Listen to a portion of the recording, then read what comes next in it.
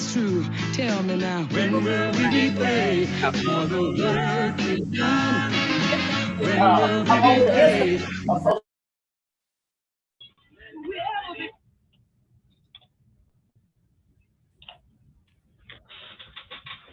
Get ready to broadcast and stay if you want to try it.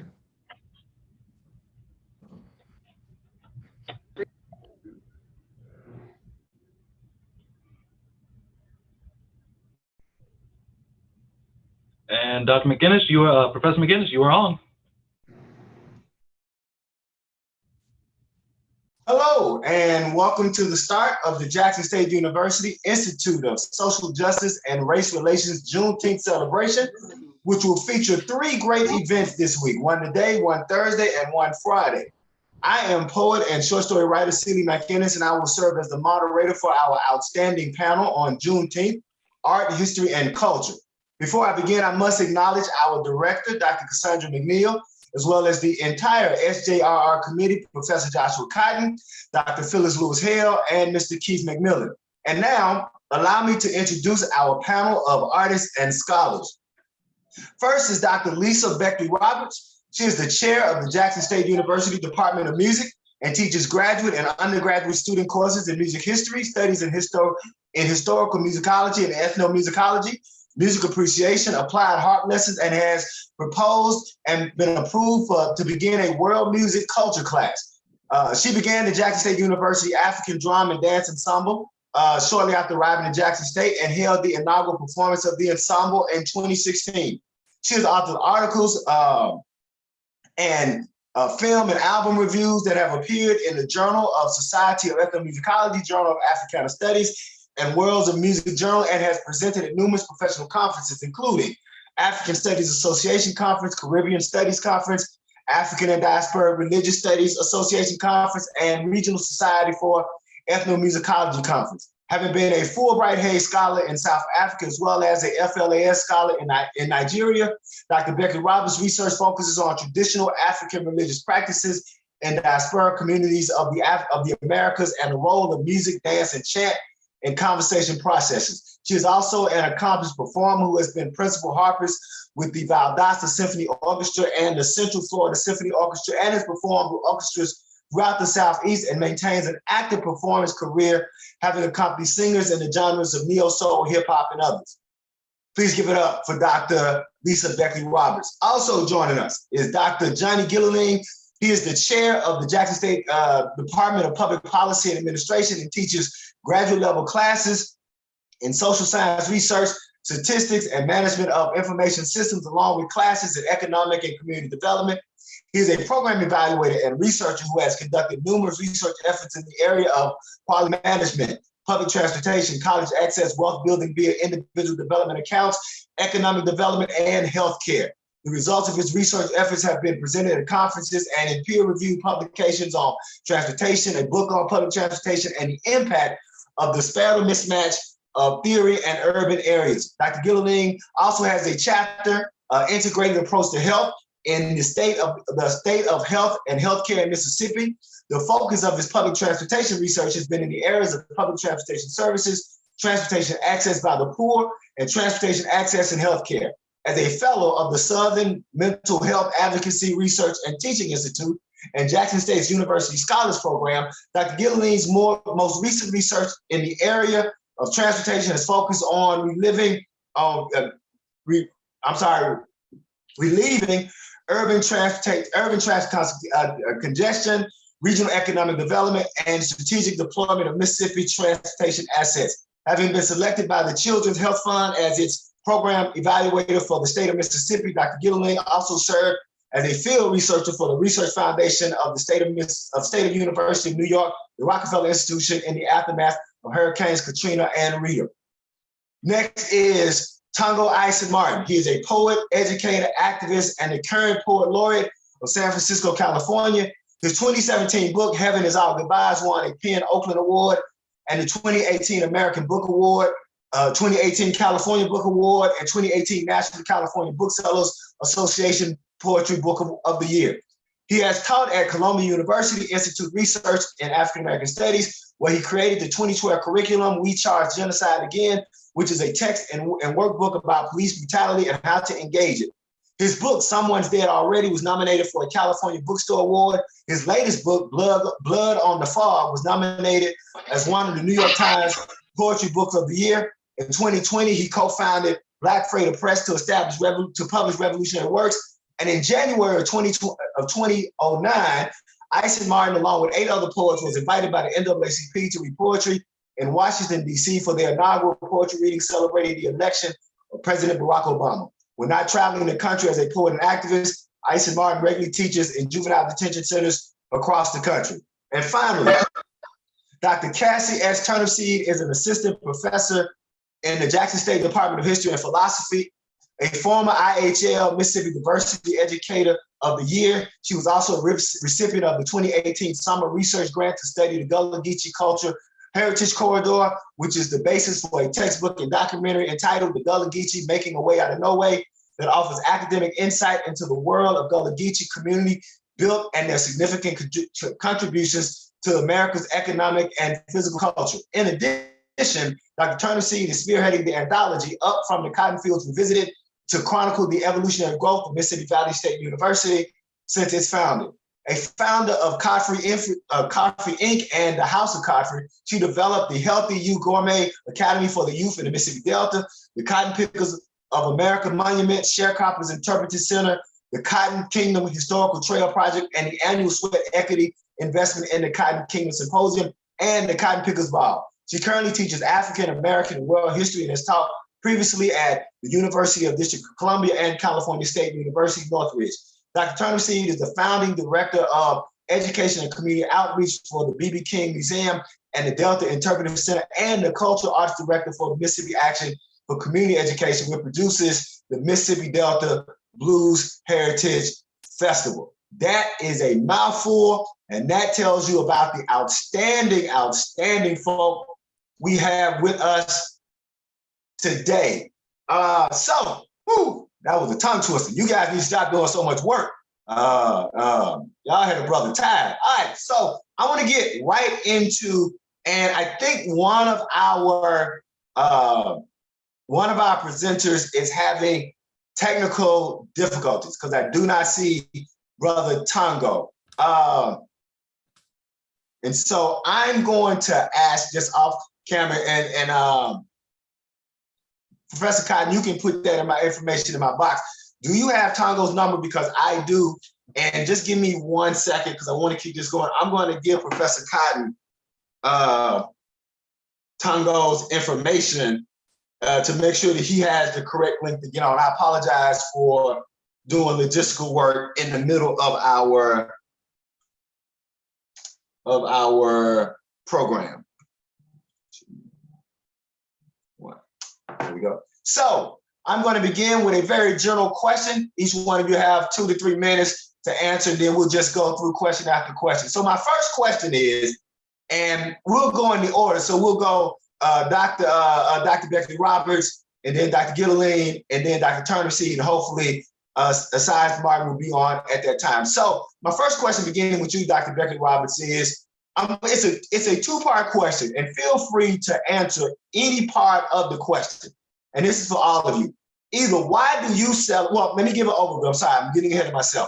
So in our celebration of Juneteenth, Juneteenth celebrates the June 19, 1865 announcement of General Order Number 3 by the Union Army, General Gordon Granger, proclaiming freedom for enslaved people in Texas, which was the last state of the Confederacy with institutional slavery. So Juneteenth celebrates when enslaved African people were given their official freedom. So with that as an overview, beginning with you, Dr. Beckley Roberts, either why do you celebrate Juneteenth, or what is the most important thing you want people to learn from or about Juneteenth? So feel free to take any one or part of that question, Dr. Beckley Roberts. All right, first, let me just say thank you so much for having me here.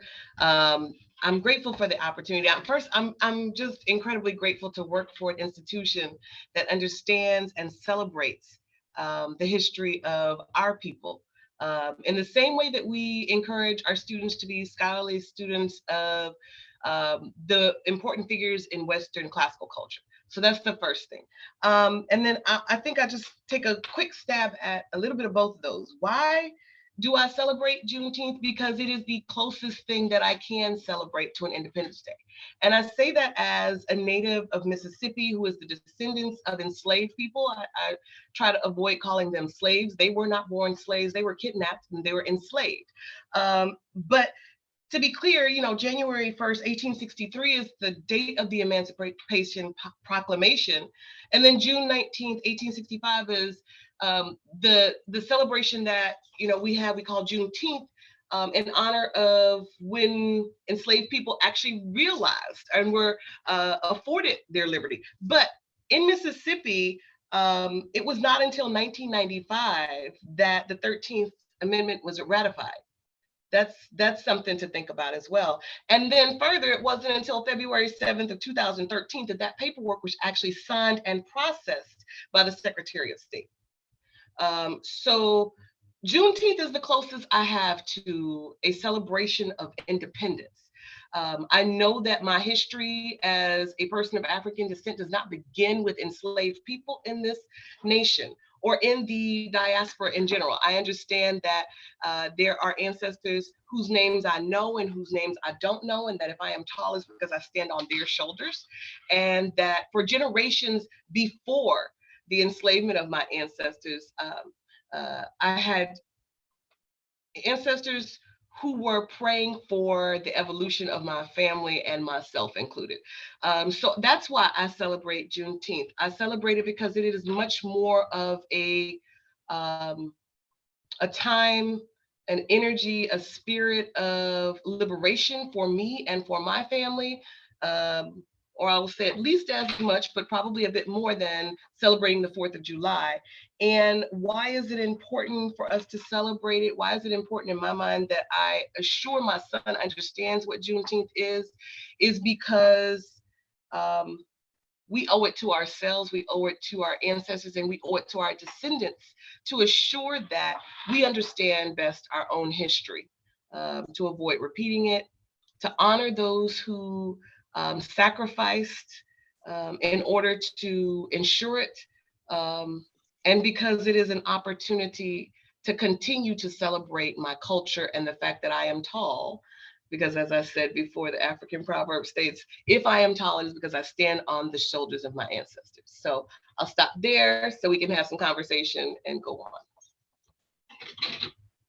Thank you so much, Doc. And so next, same question to you, Dr. Gillileen. Either why do you celebrate Juneteenth, or what is the most important thing you want people to learn from Juneteenth?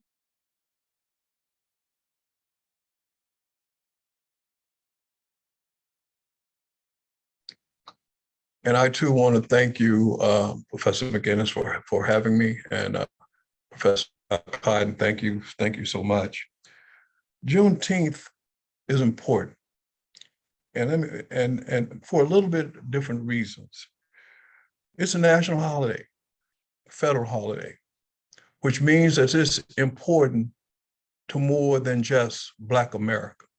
It's important to this nation, to the principles that this nation was founded on, and hopefully what it's going to become. The fact that Juneteenth, June 19, 1865 was important, 2.5 years after the Emancipation or Proclamation was provided by President Lincoln, and 2 months after the end of Civil War. And it's not lost on us, the 1619 Project by Nicole Hannah Jones. It's significant because you cannot be free unless you know that you're free. These individuals, 250,000 enslaved individuals in the state of Texas, did not know that they were freed until 2.5 years later. And it's not lost upon us that after they were told that they were free, they went back to the work that they were doing. Even knowing that they were free, they remained captive in their mentality. What makes this a national event is a fact of the conglomerate of people who fought and sacrificed for all of us to be free. The Black and the white abolitionists, the men we know, William Lloyd Garrison, the founder of the Liberator, Frederick Douglass, a former slave and editor of the North Star, David Walker, and of course, Abraham Lincoln. The women, Sojourner Truth, Harriet Tubman, and it's not lost on us of our connection to the women right to vote for equal rights in this country. So Susan B. Anthony, the events that we've seen, the Missouri Compromise, the role that Uncle Tom Cabin has played, the Civil War. We were not constitutionally free until the 13th Amendment. But then we saw the Tulsa riots, the riots locally in Clinton, Mississippi, in Meridian, Mississippi, in Vicksburg, Mississippi. So the pattern of progress has been 2 steps forward and 1 step back. And another term for that 1 step back is called backlash. Every time there is progress, there's been a backlash. After Obama, Colin Powell, and Thurgood Marshall, now Vice President Harris, and Justice Ketanji Brown Jackson, what do we hear? Replacement theory, anti-race, anti-critical race theory. And that's being translated into state and local level public policy. We must celebrate the events of our progress. Yes, we should. But we should also always be prepared to mitigate the backlash. The opportunity that we see as a result of this celebration is to remember the victories, but not forget those who were sacrificed. As we reflect on the tremendous effort in trying to make those perfect, we have failed to put as much effort into perfecting people of color. What we see is our communities are plagued by gun violence, health disparities, COVID, obesity, heart attack, hypertension, mental health, and homelessness. And now we are debating the significance of HBCUs, who have been the stalwarts of the nation's quest to fulfill the promise of life, liberty, and the pursuit of happiness, and that all men are created equal. Frederick Douglass says, all the world is a school, and in it, one lesson is just now being taught, and that utter insecurity of life, property, and the presence of an aggrieved class. The lesson can be learned by the ignorant as well as the wise. Education, the sheet anchor of safety to a society where liberty and justice are secure, is a dangerous thing to a society in the presence of injustice and oppression. As Frederick Douglass recognized, education was and still is the most important means for societal advancement, not only for Black, but for all people. African Americans have fought the battle of knowledge, along with the understanding that knowledge is power. One of the most influential movements for education and progressions of Blacks has been the establishment and the success of historically Black colleges and universities. And with that, I do want to say this is a national holiday. This is a national holiday when we stand on the shoulders of those who started the movement at the birth of this nation, the white abolitionists, the liberals, the moderate Republicans. And we've seen the effect and the impact when we watched Black Lives Matter, when all of us came together for a cause. And that's why this day is important to me. Excellent. Thank you so much, Dr. Gilliland. And so, Dr. Turner C, want to come to you, same question. Either why do you celebrate Juneteenth, or what is the most important thing you want people to learn from Juneteenth? I think so much about Juneteenth all the time. I'm a part of the group that has lobbied for many years now to get the national holiday legislated. That's the National Juneteenth Observance Foundation, where we recognize now as our Queen Mother of Juneteenth, Miss Opal Lee. And working with that group has really enlightened me and my scholarship, I guess, around Juneteenth. We were able to produce a Juneteenth 101 download that is available for everyone who is still questioning what is Juneteenth. It's a free download. Just Google it. You'll come up with it. NJOF Juneteenth 101. In working with this group, I have Dr. C, I don't want to stop you. Just in one note, could you turn your volume up just a little bit? Because we don't want to miss you. Folks saying you're a little bit low. And I said she got too much information for her to be a little low on the volume. So go ahead.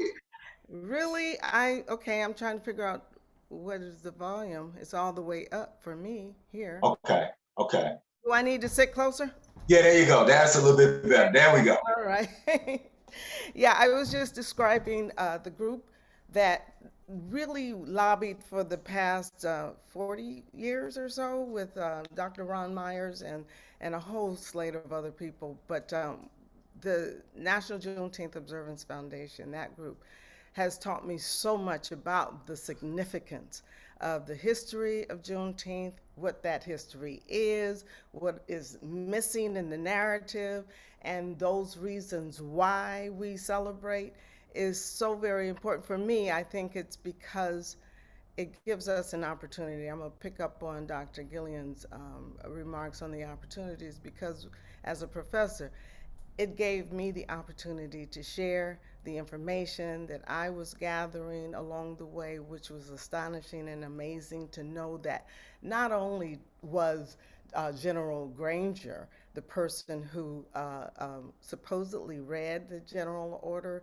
number 3, but there were U.S. colored troops who actually went around Galveston and spread the word to all of our people and posting the signs on the churches and making sure that our people was notified of the fact that they were free and emancipated.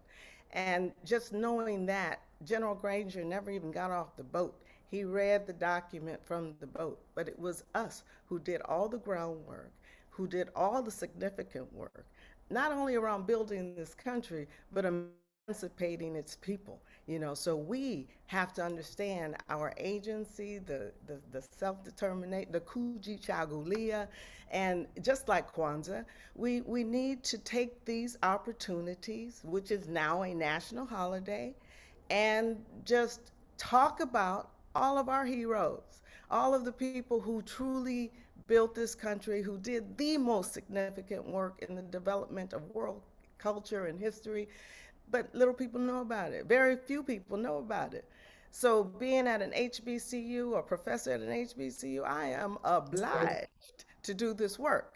And so it really helps a lot to associate with the people who are, again, actually doing the work of making sure that holidays like this do come about, do come into fruition. One of the things I want to really quickly say why it's important, because what has happened in just this last semester, we had in my public history class, History 505, for all you students out there, jump in on this class. Our students from Jackson State University studied and researched Juneteenth. They also went so far as to define or to identify many of those U.S. colored troops who I mentioned went around throughout the community, posted the sign, posted the general order on all the churches, and notified all the people. Who were those soldiers? They are national heroes. We need to identify them, establish public monuments to them, those markers, those historic markers. Where did they go after they left Galveston? Did they go back to their homes? Were they properly celebrated? Were they properly recognized? And that now has become the work of 4 of my students. They are actually forming an agency to do this work for real forever. And so they came together as a group to say, this is the kind of work that we need to do as master's students and as professional public historians, to make sure the rest of the world recognizes the significance of the work that we have done to build this country. And it is our charge. And so celebrating Juneteenth allows us this platform, to truly dig deep, take the deep dive, go into the weeds, and discover these people who are national heroes, but were never thanked, were never recognized, nobody know their name, and that's not okay. And again, it is our job to do this. And so again, with Jackson State University, I love the fact that we are able, to really create the future in this way, or mold the intellect around our narrative in this way. And so it's for all these different reasons, the opportunities that present itself by celebrating Juneteenth, Kwanzaa, national holidays that we insisted upon, and that part with Ms. Opal Lee, it has been an honor and a privilege and a pleasure to work with her. And as for those of you who don't know, she's a 92, 93-year-old lady from Fort Worth, Texas, who took it upon herself to wage a walking campaign in support of a national holiday. She got over 2 million people to sign on to her petition. She had the President of the United States take a bow at her knee and give her that pen, the first pen where he signed the ordinance for the holiday. Miss Opal Lee is someone who actually even came to one of my classes via Zoom and spoke to the students who was doing a report on her. And so she was that kind of gracious, where she just showed up as a surprise to them.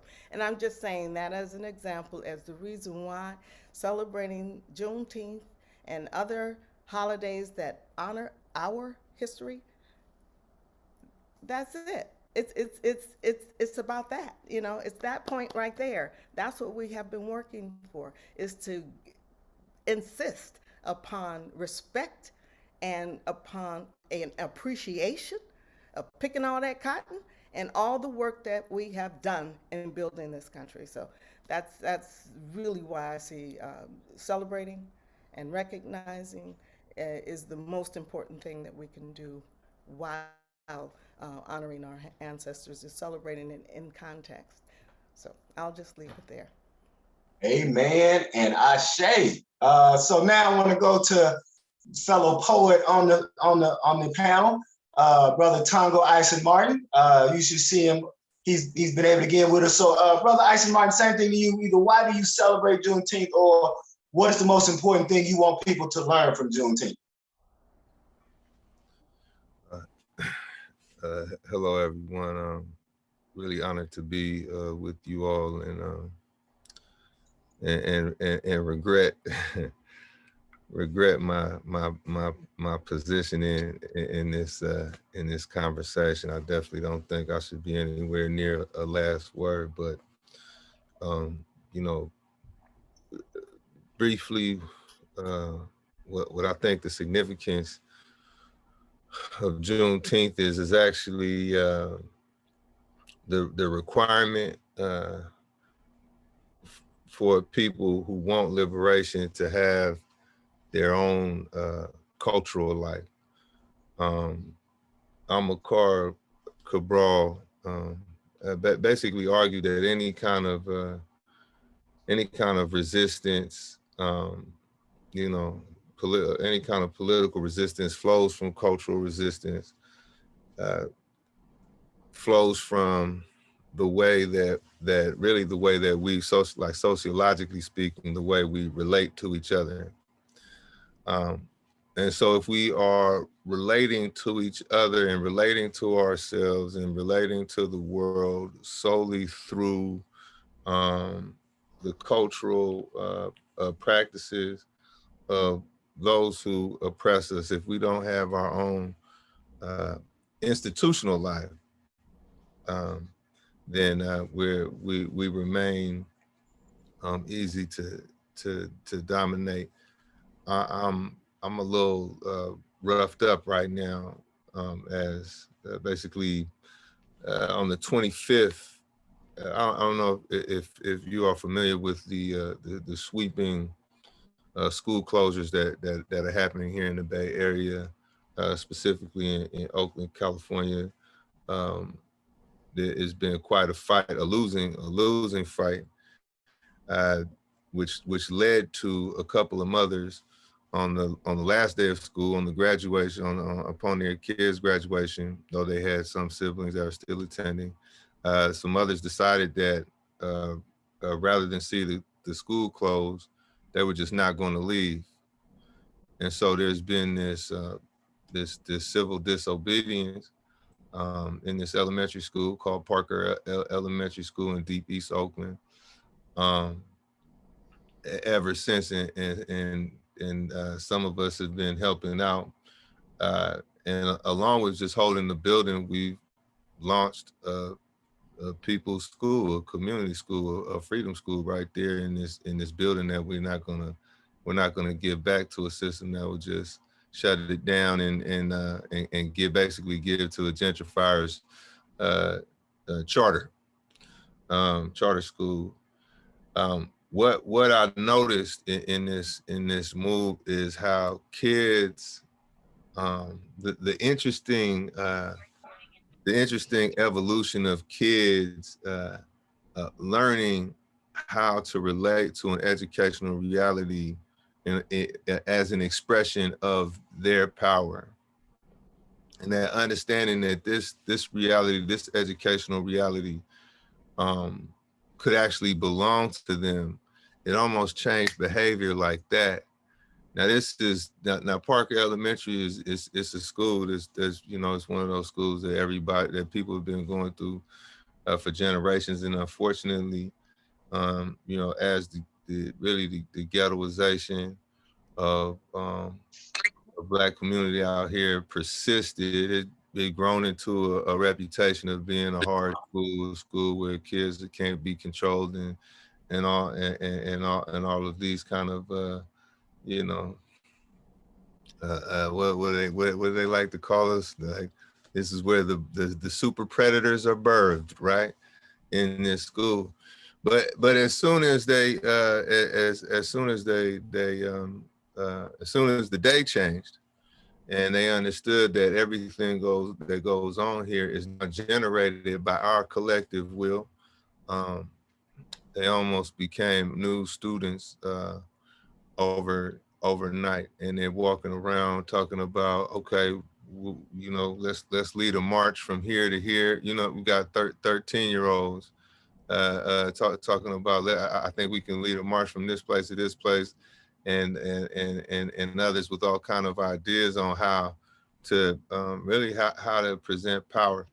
I was fortunate enough to study at to get a bachelor's and a master's in Black Studies at Columbia University with the late Manning Marable, and he was a brilliant and such a selfless genius. I think it's a hallmark of like the greats are really negotiate the world with a truly selfless,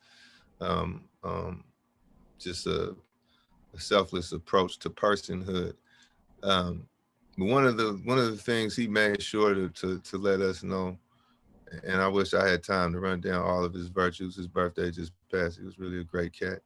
But one of the things he always made sure that we understood is that Black Studies was taken. He said they didn't give that to us. We took it. And so it's important for people to live in that spirit of autonomy, of a cultural praxis. I remember I was kind of raised in the for me, just being a little kid, Juneteenth, Kwanzaa, the Martin Luther King Day March that they don't even do anymore because the cities are too gentrified now. But all of these yearly landmarks really instilled in us a collective esteem, and gave us the mandate that whatever you do, you are doing on behalf of a people. If we don't have, if we don't have our own landmarks, if we don't have our own locations, we can be completely lost. If we stay in an individual adventure, we can become completely lost in a cultural life that, frankly, is grown this neo-Confederate tendency that has every little white supremacist civilian from here to Kalamazoo wanting to get their hands dirty themselves and not just leave it to police brutality. We see the rightward moves being made. So more than ever, it's important that we raise our children, that we reproduce ourselves, we form our, we reinforce our consciousness through, among other things, a celebration or a centering of our history and our lives. So that's what it means to me. You know what? Thank you so much, Brother Tongo. You actually, yes, for those in the chat, we will, the last 20, 30 minutes, we will have questions. So if you guys have questions, you put them in the chat, and myself and Professor Cotton will be getting those questions. So yes, so those of you who are wondering, there will be questions. Also, for those of you, if you put your settings on speaker, it'll be easier to identify. If you have it on gallery, it may be difficult to identify who's speaking, but if you put your settings on speaker, and that way the person who's speaking will be centered to your screen, so that may be a little helpful. So, Brother Sizemore, you got me to a question. I want to ask this question. I'm going to go on with, so I'm going to begin with Dr. Becky Roberts, and then I'm going to go to Dr. Gilliland, and then Dr. Turner Seed, and then have Brother Sizemore finish us up. And so the question is really related to what Brother Tongo was saying. And so Frederick Douglass, of course, asserted that power concedes nothing without demand. Understanding that the Confederacy was forced to surrender, which led to the ending of slavery, why is it important for Black children to know that every legal right that they have was provided not because of the benevolence of whites, but because of the will to fight by Blacks? I want to ask that question again, because I know it's a long question, but it's, understanding Frederick Douglass asserted that power concedes nothing without demand, understanding that the Confederacy was forced to surrender, which led to the ending of slavery. Why is it important for Black children to know that every legal right they have was not provided because of the benevolence of whites, but because of the will to fight by Blacks? And so I open it up first to Dr. Becky Roberts and then to Dr. Gilliland. So Dr. Becky Roberts, give us any thoughts or comments you have about that particular question. I guess I'm a person of few words. I think that the answer is right there in the question. Absolutely, our children need to understand historically that it is not because someone had an epiphany and decided, it's the right thing to do to give human beings their human rights. Rather, it was the hard work organization demanding of rights by people of African descent and their advocates around the world. And I think that was so important. I appreciate Dr. Gilliland mentioning how many people have been real woke, as the people call them today, advocates of our people. Human beings recognize human souls, right? And what is innately right. And I think that oftentimes I encounter students and young people who think our history began with slavery, and then, it's really sad to say, teaching in other environments, luckily it hasn't been my experience here, it was almost like, our history began there, and then Martin Luther King came along and we were all great and everything is fine.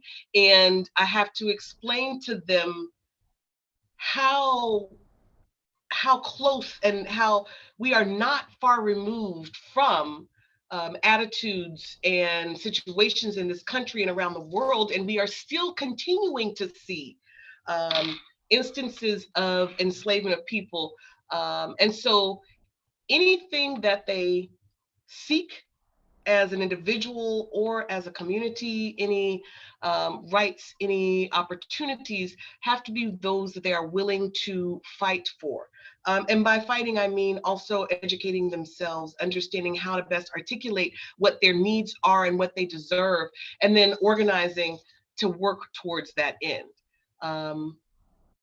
You know, my father used to tell me that free means someone else paid for it. And that is a lesson that I've really taken with me throughout my life. And it's something that, you know, we have a responsibility to share with our children, that they have a responsibility to themselves and to their community. So I think that's the short answer. Short but to the point and great. Dr. Gilliland, you same question. Give us your thoughts on that question. Well, one of the things that make this country great has been the way in our dedication to democracy, to believe that every individual, every man, every citizen should participate in the governing of this nation. Black people, we are 12% of the population, 12%. And in a democracy, 12% accomplishes very little by itself. And so in order for us to be effective in the democracy, in order for us to help this democracy live up to its ideals, to its Constitution, to the 13th Amendment, although it does not mention slavery or slaves. Very slick. We have to teach our children, let's use a term, I'm gonna use the same term that's been used earlier, is to fight. But we also need to teach them how to fight and what the tools of the fight should be. It's not carrying guns in our pockets, shooting our neighbors, shooting and killing our relatives or our spouses or our girlfriends or our significant others. We need to teach our children that all the accomplishments that we've seen as a people, and I can remember Martin Luther King saying, we didn't get here by ourselves. We must teach our children how to settle differences so that we're not killing each other. It's 12%. I can remember when the percentage used to be larger. But also, I don't want to lose this point. We fought for decades for Martin Luther King holiday. Miss Lee fought for decades for Juneteenth becoming a holiday. The whole idea is that we should not celebrate or even try to celebrate this alone as Black people. We need to celebrate the victory that was won through this mosaic of people fighting for decades, publishing. Every time I hear Harriet Tubman's name, it gives me goosebumps. For such a brave woman to do that and risk her life over and over and over for people that she didn't know. I am the recipient of the Black community coming together with other races, with other people. I know I don't look like it now, but I had planned to be an athlete in college. I wanted to be a quarterback, defensive back. Had a shoulder dislocation, couldn't play. So I gave up on school. But I had a professor that didn't give up on me. He hounded me week after week to apply to college. After graduation, no scholarships. I had resolved myself to work in an automotive plant. This professor that didn't give up on me ran into me one day. He asked if I had submitted the application. And I said, no, Mr. White, I haven't. I'll be by your house tonight. He never came. But 2 weeks later, after that conversation, I received a letter in the mail that I had been accepted at Tougaloo College. That's how I went to school. When I graduated, just bear with me for this last point. After graduation, I went to work for General Motors, where I worked for 35 years before coming for Jackson State. On the first month of my employment there, I got a phone call. I received a phone call. Woman. She says, may I please speak to Johnny Gill? And I said, I am John. They had changed my name. She said, how are you doing? I said, I'm doing fine. She said, I know you are because you're working for General Motors. I want to find out how you're doing because I paid your tuition the last 4 years. That's how I went to school. What I've seen in my history, in my students, I try to give that back. And Juneteenth brings all of these things together, all of the shoulders, the Black, the white shoulders, the Hispanic shoulders, the church. It gives us an opportunity to celebrate it all as a national holiday. And we should not celebrate it alone. That's how I feel. Thank you. Excellent as always, Dr. Gilliland. Dr. Turnseed, same question to you. Right? Why is it important for Black children to know that the rights that they have does not exist because of the benevolence of others, but because of their will to fight?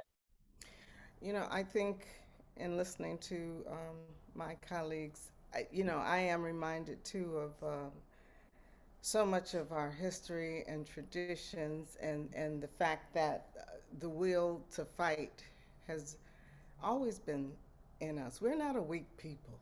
You never have been. So many people take our kindness for weakness. And it may be true that, yes, for sure, we do have to change strategy to survive. But I'm just reminded of the fact that what Marcus Garvey said, for example, accomplish what you will. And that will signifies and means so much than fighting per se, but yes, it's the will to live, the will to just want more, the will to never surrender. The will is your strength, it's your power. Accomplish what you will. And you do that by understanding your history. Know thyself is the philosophical principle that I teach by, that I live by, and just challenge students and people and friends and family on a regular.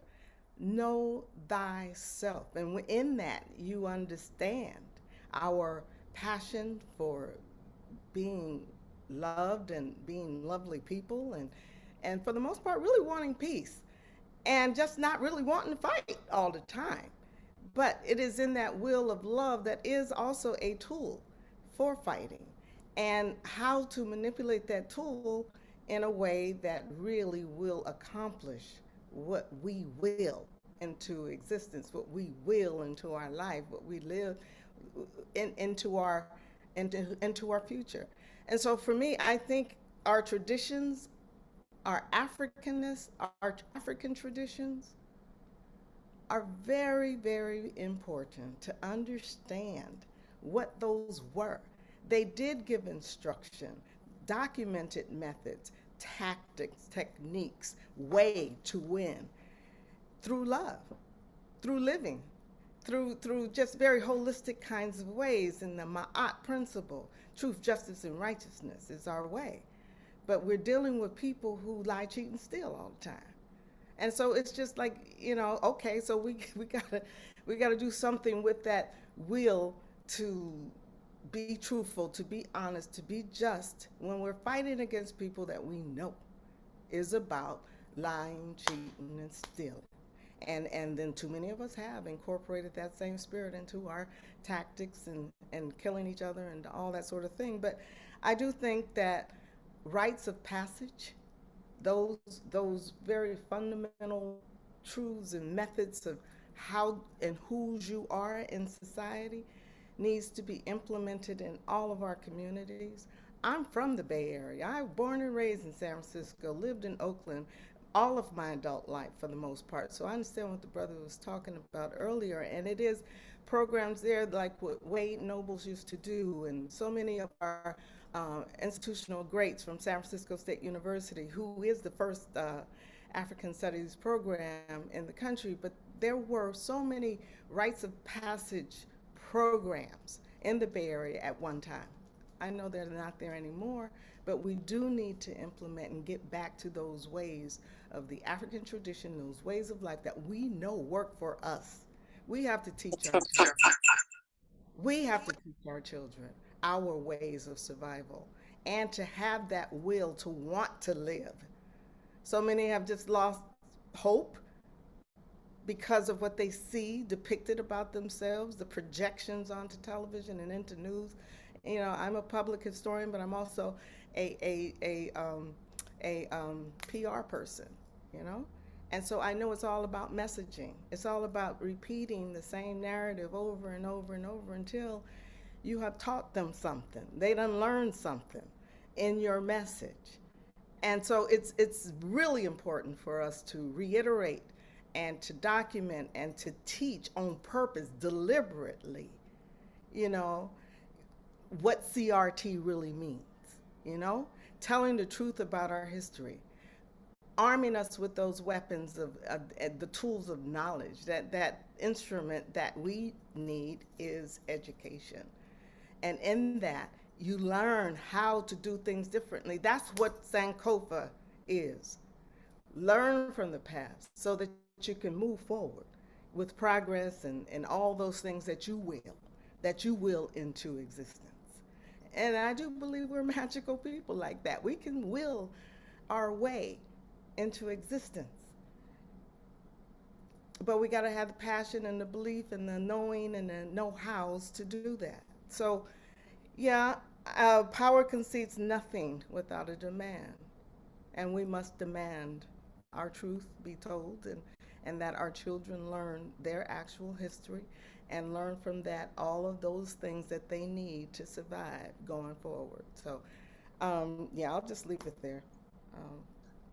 Again, another great insight. Thank you, Dr. Hennessy. Brother Sison Martin, finish us off, right? The importance of Black children learning that the rights that they have are not through the benevolence of others, but for their own people's will to fight.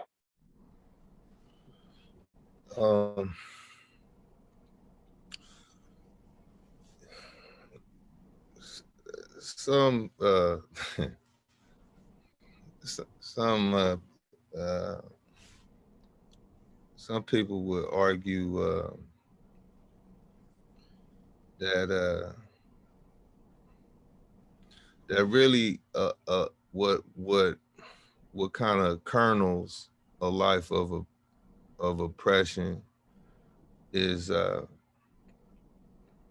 you give away your power to define a reality, to define yourself, and that's at the heart of a kind of a liberatory education, and that premise. And so along with that almost de-animation that comes when you're when all of you, when the lens that you're, the lens of your social analysis requires your oppressor's existence.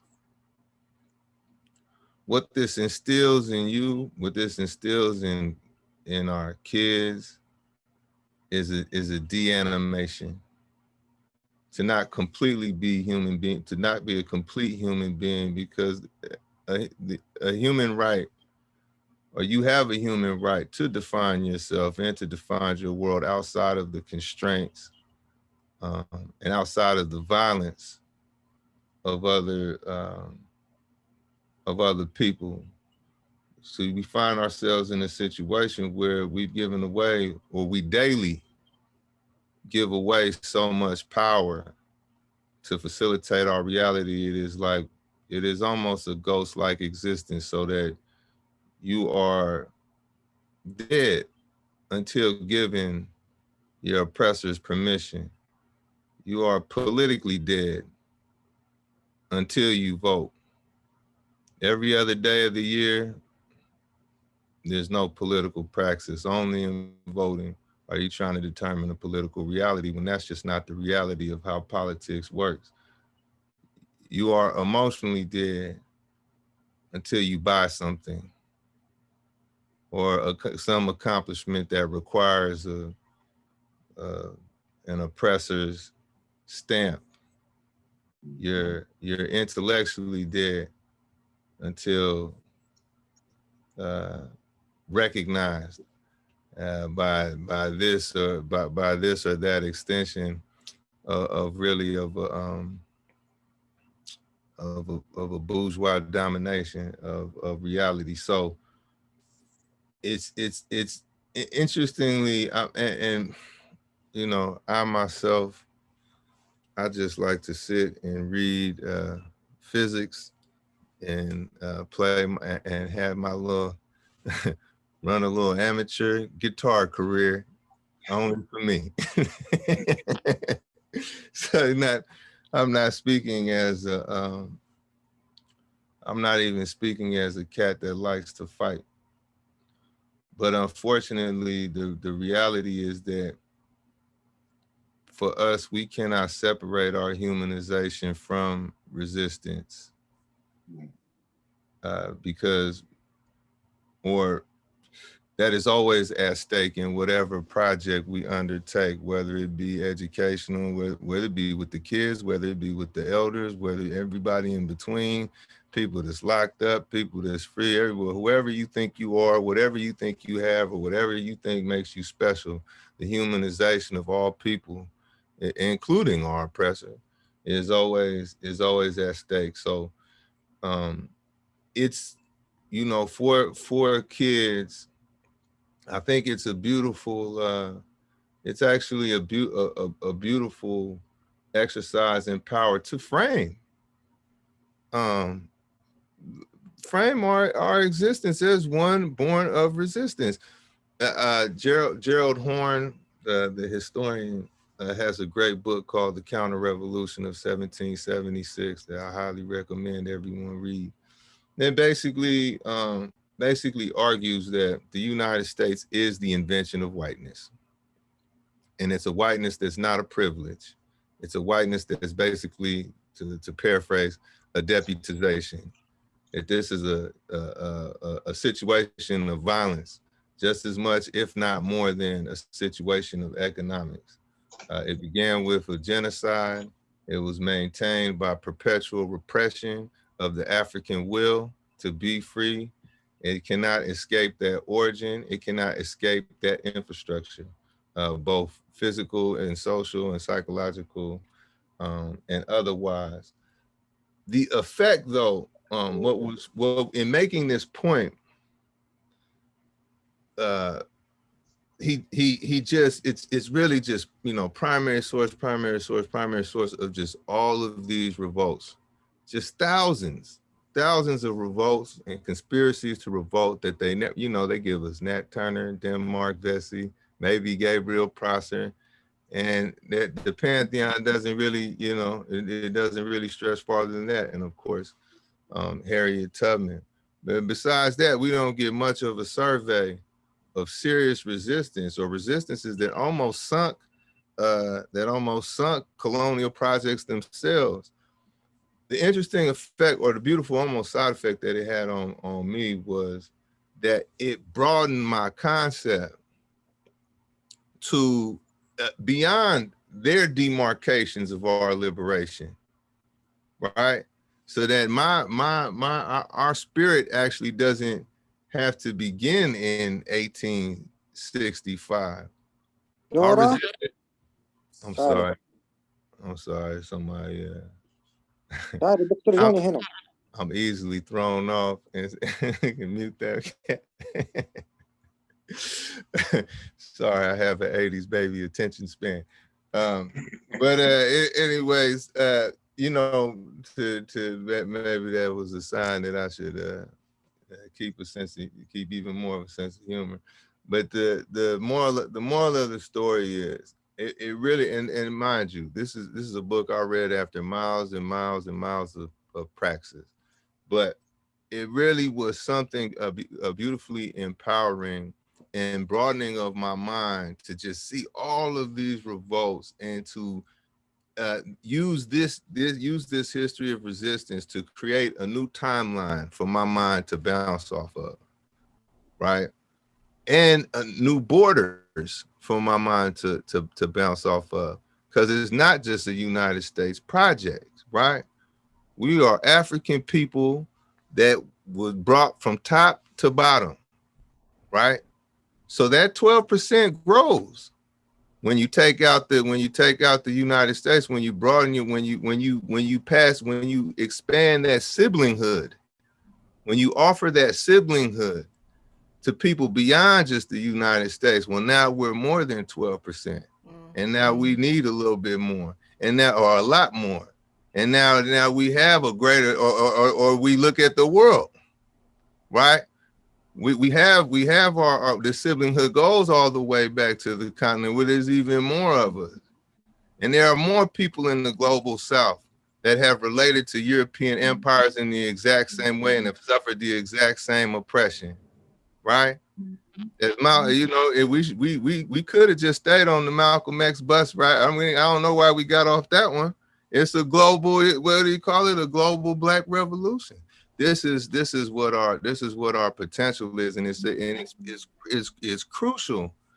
It's crucial to give kids their own orientation to history, an orientation to history that is based in our people's unwillingness to be anything less than a human being.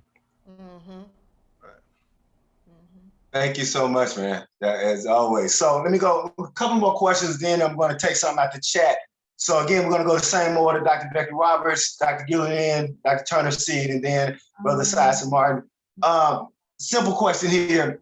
Why is it important for people to know that the Emancipation Proclamation did not end slavery in America? I'll say that again. Why is it important for people to know that the Emancipation Proclamation did not end slavery in America? So Dr. Becky Roberts with you, and then around the horn, Dr. Gillian, Dr. Turner Seed, and then Brother Ison Martin. So Dr. Becky Roberts, the floor is yours.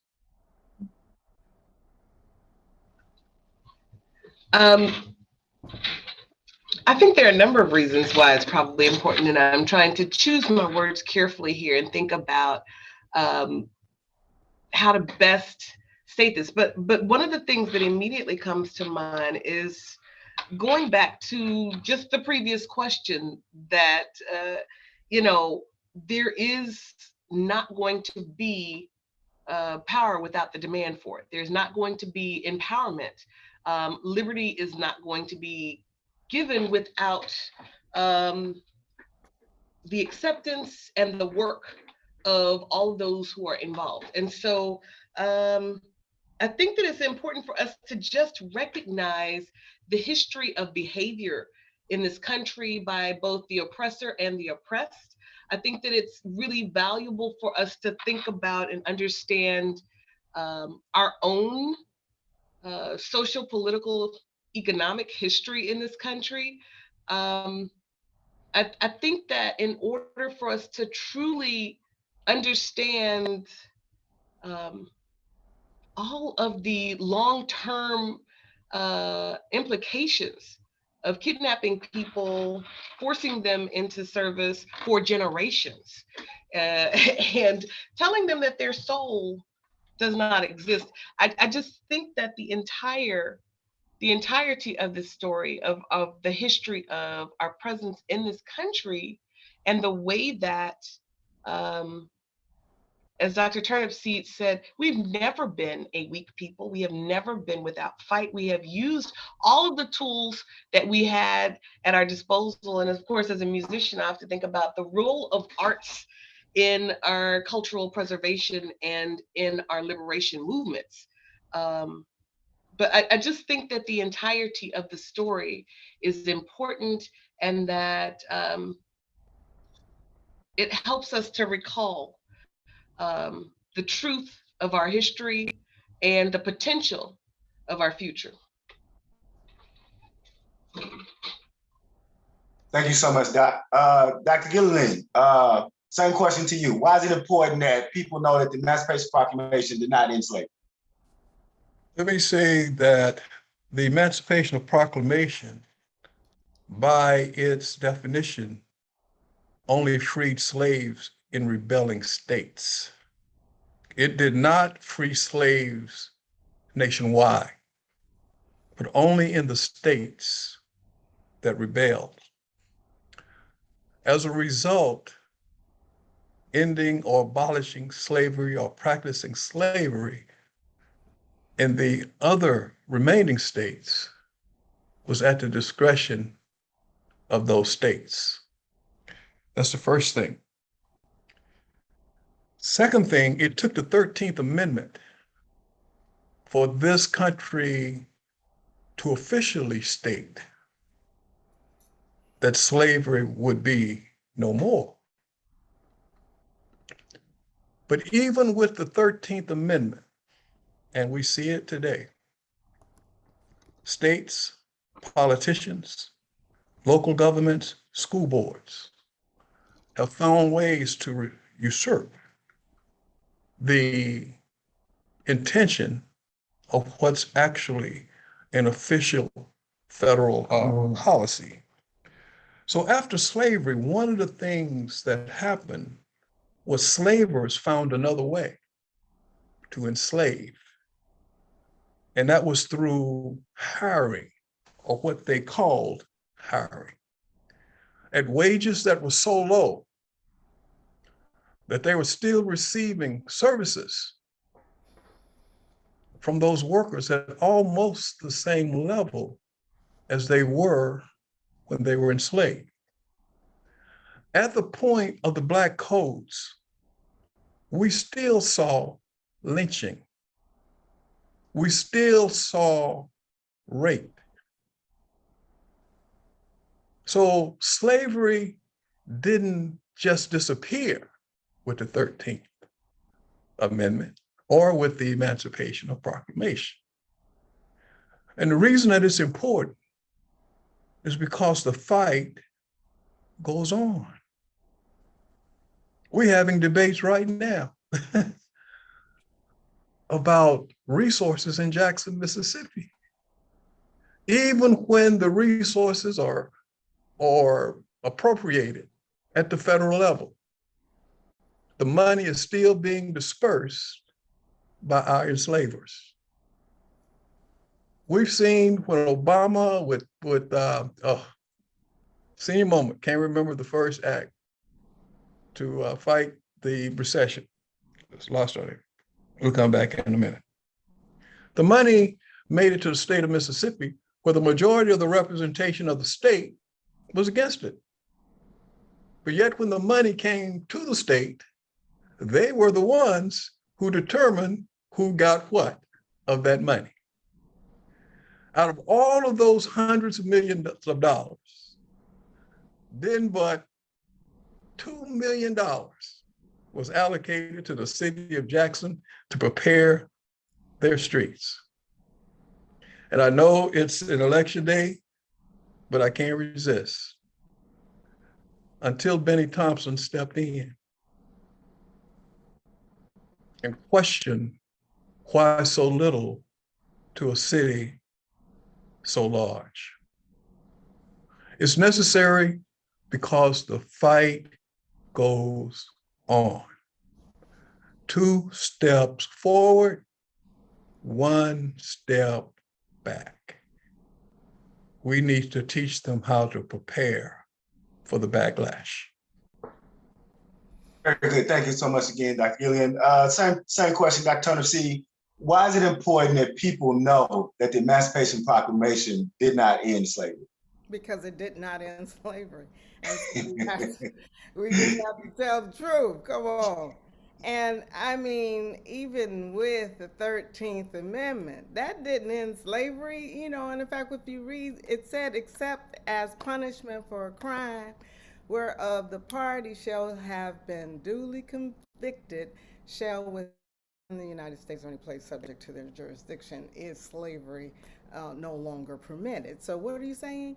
That if you are arrested, for spitting on the sidewalk, for looking white people in the face and staying on the sidewalk, anything that gets a brother or sister even incarcerated, now they're permitted to be slaves again. Okay, so with that alone, but we got sharecropping that happened where you went from a system of no pay to a system of low pay, and then the convict leasing, again, that took you, if you were vagrant in that you're sitting on your porch enjoying the day and having a restful afternoon, drinking whatever.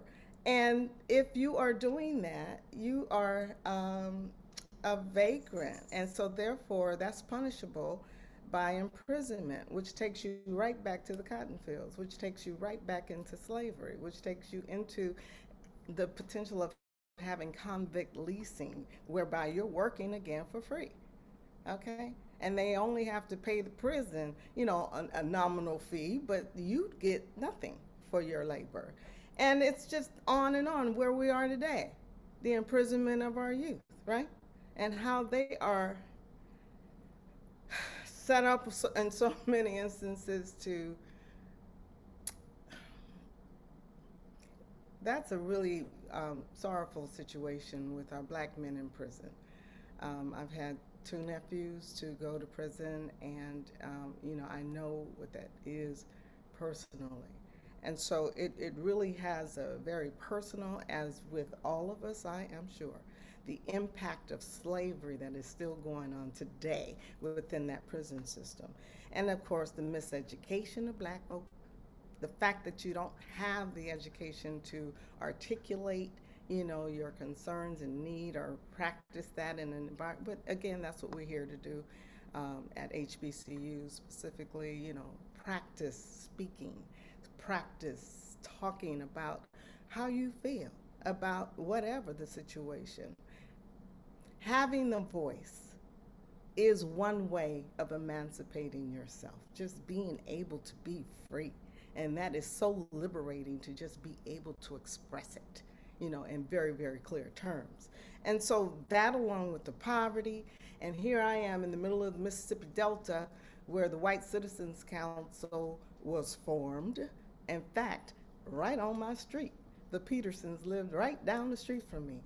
And their whole mandate was to just keep black men specifically impoverished, so that they can't be a man, so that they cannot function within a family construct and be that man, be that husband, be that father, because you're not making the money to do it.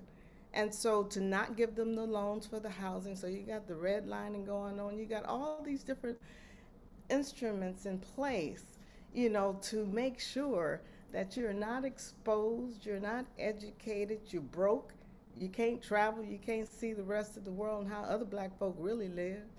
And so you are imprisoned and enslaved by your existence of poverty and lack of education and sitting around and doing nothing. So you're a vagrant and therefore incarcerated. You're a prisoner now, so can't vote, on and on. And so it's just really important for us to discuss, you know, the methods of the oppressor, the things that are used, the tools that are used to just extend slavery, even till today. And so it's just really sad that so many of us think that we are free in America. And I guess we could be. And I do think of myself as a free woman. I will admit, I am free to live this life, and I'm going to do it by any means necessary. You know, that part. So it's just that will again, to just insist upon your own self-freedom, because the system that you're living in, the policies that are in place, the environment, and how we've all been socialized to hate on black people, even black people, are some of the worst haters of black people, because we've all been socialized to hate black people and to think that they should be the mules of America and our society. So, you know, I think that we need to better understand, you know, again, how to be free and to practice that and to will that upon yourself. So, yeah, just tell the truth. Thank you so much, Dr. Hardesty. So I've been given the key that we have to be done by 1:30. I apologize, I thought it was 2. So I'm going to go around. I had 2 questions and I'm in my mind racking what's the last question I want to ask. So I'll end on this account of, because we've done the historical, we've done the political. And so I want to come back to a very specific question to have each one of you give me maybe a 1 minute answer. And that is, while we know that Juneteenth isn't as codified as Kwanzaa, right? With Kwanzaa having specific rituals and symbols and specific activities and events. My question to each of you is, what are some of the activities and events either that you specifically do in celebration of Kwanzaa, or what are some of the specific activities and events or whatever, or rituals or whatever that you would like to see incorporated in a celebration of Kwanzaa? And so I'm going to begin with Brother Ison Martin and then just go around. So again, that question is, what are some of the specific events and rituals that you engage in your celebration of Juneteenth? Or what are some of the specific activities, events, and rituals that you would like to see incorporated in people's celebration of Juneteenth? So Brother Ison Martin, let me begin with you, and everybody give me kind of a 1 minute answer so we can wrap up. I'm from the old school. I remember when Juneteenth was just the was the big gathering. But I think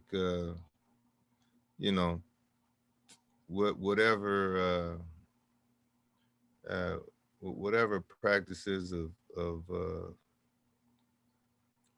reflection, of study, I think would be good to have to start just adding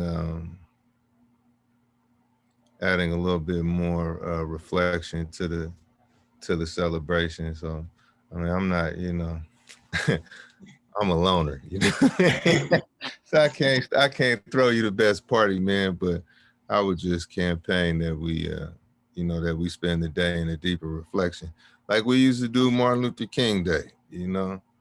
I remember none of the kids, we never liked Martin Luther King Day because we knew we was gonna have to walk for miles and miles. Now, at a glance, I'm kind of just playing, but I think it's instructive that that part of our days is not just a day off from work. You know what I mean?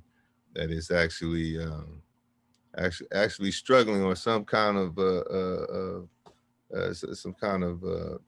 totem of struggle that we carry on behalf of those, and on behalf of us who continue to struggle, because it's really not linear in many ways. But Sorry, I don't have the, again, I'm not the event planner, man, but No, I think that was perfect. I think that was perfect. I'll think about it, man, and let you know. No, I think that was perfect. I like the notion about an idea of reflection. We used to always tell people, don't practice Kwanzaa in public if you're not practicing Kwanzaa in your home. So I think that what you're saying is perfect. So let me go to Dr. Becky Roberts. What types of events or activities or rituals either that you prefer or that you would like to see people celebrating with Juneteenth? Mm-hmm. Well, I strongly feel that it's important that, you know, the first element of a Juneteenth celebration, or many celebrations, if not all, is about ancestral veneration. Again, if we are tall, it is because we stand on the shoulders of ancestors. And honoring, and I have to say that a lot of times people associate that with something negative, but we all know that we gonna recreate Big Mama's cornbread or cake. We all know that we are going to give thanks for those people who in their physical life, they advocated for us. And if you think that there are other communities that are not doing ancestral veneration, I'd invite you to study President's Day. I'd invite you to study Memorial Veterans, many holidays. And so I think the first step is always going to be to acknowledge those who have come before us and who have made so much possible. And elevating them, I believe, and reflecting on that will also improve the world for my descendants. Another thing I think would be really important is about service and community elevation. There are people who are in bondage right now in a number of different ways. And I think that if we are honest and celebrating the liberation of our people, we need to continue to do work and service to assure that all of our people are liberated. And then I think that reflection, study, as you said, on the concept of liberation and all that it takes to achieve liberation, not just for ourselves, not just to become a part of the status quo, not just to elevate my own personal finances, social stature, but also for my community. Those are elements that should be a part of a Juneteenth celebration. And that, you know, I think that we should strive for. And I love that idea. If you're not celebrating Kwanzaa in private, don't celebrate it in public. If you're not living those principles, if you're not walking with those principles, then it's a real nice little candle setup you got there.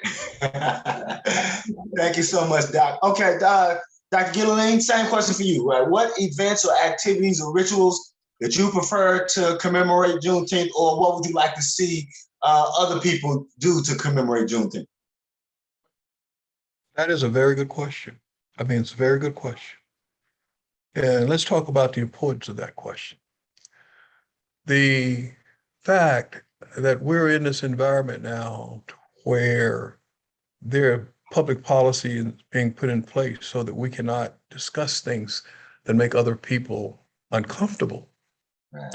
So how do we teach Juneteenth to our children? How do we teach Kwanzaa?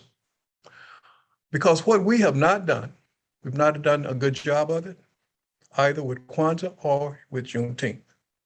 There are no nationwide rituals that's in place for either celebration. There's been some commercialization of Juneteenth, more than I've seen in the past. But what happens is until we create and establish these rituals, these symbols that we all can agree on, that represent our holidays, Juneteenth, Kwanzaa, they're not going to be widespread. We don't put on our calendar to go visit, and I heard, I think it was Dr. Beckley Roberts or Dr. Thompson mentioned, is that these national holidays, federal holidays, I think there are 12 or 13 of them, we all have plans when we're going to go homecoming. We know we're going to go see grandma or my mom on Mother's Day, 4th of July, Christmas, and Thanksgiving. We haven't put Juneteenth on our calendar yet. And until we get to a point to where those of us who value Juneteenth and Kwanzaa the most, put them on our calendars, it's not going to be celebrated. Not like we wanted to. And then I go back to my original point. The significance is that the whole nation, we want the whole nation, the world, to celebrate with us. We don't want to celebrate alone. We don't want to be a minor holiday. Does that make sense? That's my answer. Thank you so much, Doc. And finally, Dr. Turner Seed, what events, rituals, activities do you personally celebrate with Juneteenth, or what events, rituals, and activities would you like to see others incorporate into their celebration of Juneteenth? Well, in recent years, I have been working again with the National Juneteenth Observance Foundation, and also emceeing different Juneteenth celebrations. And one of the things that we must remember is that it was just mentioned is that's not just a party, y'all. You know, it is about recognizing and honoring our ancestors and the work, the blood, sweat, and tears that they committed to this struggle, and to understand what that work has been. And what we've been able to do is compile a timeline and explanation of all the things that led up to the Juneteenth after the signing, and up to the signing of with Frederick Douglass and his work with Abraham Lincoln, but how that happened and the narrative that goes along with that, but then the step-by-step timeline, the march to Juneteenth. And it's called the Juneteenth 101 handout that I am proposing be read during your Juneteenth celebrations. There can be a breakout room, a session where you read the history of Juneteenth and how the emancipation actually happened, step by step. And it can be for children as well as adults, but it needs to be a dedicated space, please, so that there is quiet, and there's also the ability and the facility to be able to answer questions, to have discussions with our youth and our elders, and to explain to anybody who want to know about Juneteenth, you know, to really understand why Juneteenth is significant. What is Juneteenth? And so to somehow include that into the partying and the celebrations, which, you know, I could party with the best of them, trust me. But as an educator, I think it is absolutely necessary to have a set aside, a breakout room somewhere where you can go and have an hour at least of discussion about how did we get here. And so the Juneteenth 101 narrative and timeline is downloadable. The research has already been done. It's free. You ain't got to pay nothing except for the cost of the paper and the ink that you're going to print it on. And copy it for your family, copy it for your friends, and also encourage them to take time out in their Juneteenth celebration to understand the history of Juneteenth. So that's what I would encourage. Thank you so much, Doc. And again, I want to make sure that I acknowledge our director, Dr. Cassandra McNeil, as well as the entire SJRR, and that's the Social Justice and Race Relations Institute, the entire committee, Professor Joshua Cotton, who's always been putting things in the chat. So if you want to know the rest of the events that's happening the rest of the week, Professor Cotton has that in the chat. Also, Dr. Phyllis Lewis-Hale and Mr. Keith McMillan. And also, we want to give thanks again to our panelists, Dr. Lisa Becky Roberts, Dr. Johnny Gilliland, Dr. Cassie S. Turner Seed, and Tango Ison Martin. Again, my name is Celie McInnes. I'm sorry, Dr. Phyllis Lewis-Hale, did you need to say something? Yes, I'd like for Dr. Becky Roberts to announce her event that she's having coming up also. Thank you so much. So we'd love to have you come and join the Jackson State University African Drum and Dance Ensemble on Saturday, June 18th at 10 a.m. in the Music Building for a free workshop. We will be doing some dances in honor of warriors and in honor of liberation, and learning the rhythms on djembe and dundun. So one great way to begin that process of ancestor veneration, kicking off a tradition, is to come and join us at the only African drum and dance ensemble at an HBCU music department in the nation, here in the Department of Music at Jackson State, at 10 a.m. Saturday, June 18th. See, there we go. There's so much great stuff going on. Repeat back to me, why do I have my newsletter? Because I have my newsletter because I get tired of people saying ain't nothing happening in Mississippi. I'm like, yeah, it's a lot happening in Mississippi. Y'all just not getting out there to find it. So again, on behalf of the Jackson State University Institute of Social Justice and Race Relations Juneteenth celebration, again, we're going to be having programs all week. Please look in the chat. Please contact Dr. Cassandra McNeil and Professor Joshua Cotton if you want more information. We're going to sign off now. We thank you guys so much for hanging out with us. And like we say, don't just celebrate Juneteenth in public, celebrate it in private and with your family and your community. Thank y'all for joining us. Thank you. Thank you.